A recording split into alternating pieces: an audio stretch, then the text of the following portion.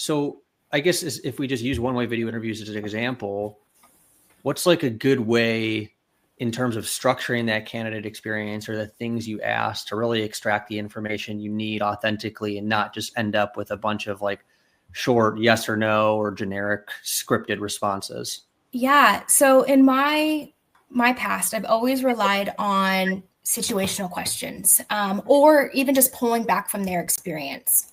Most of the time, I'm hiring for roles where they had to have experience in a similar role. So you would kind of, ask about questions that has to do with, have you ever had a time when, and explain a time when, which I guess in a way you probably could use AI. I think that's where with Spark Hire having the limited amount of takes comes into play.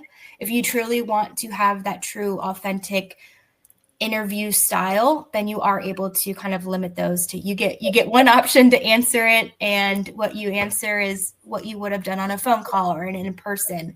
Again, staying away from those yes no questions and really trying to, I think if you get them to feel comfortable through the process, they are going to talk a lot more. So I think that comes into it as well. But again, I think situational and past experience questions have always done better for me, because you're able to, even if not exactly the same industry or same role that you were in previously, you can usually relate something to the question that you're being asked. And I don't think that, yes, AI could give you a generic answer, but you very quickly be able to pick that out. Yeah, because the lack of specific examples and references and right.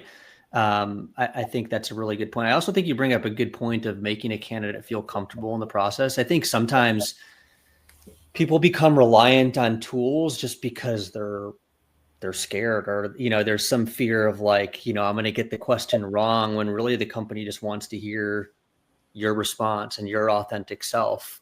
Because ultimately it's going to benefit both if we make a decision that it's the right decision, that it was based on like an authentic version of who that person is. So I think that's a good point of doing whatever you can to make them feel comfortable in the process. And some of that goes back to your communication, because it gets them to open up, and then they realize I could just talk about myself and talk about my experience. And I don't need these things. I don't need to polish the answers. They just want to hear from me. That's really what matters. The content, of my experience is really what matters.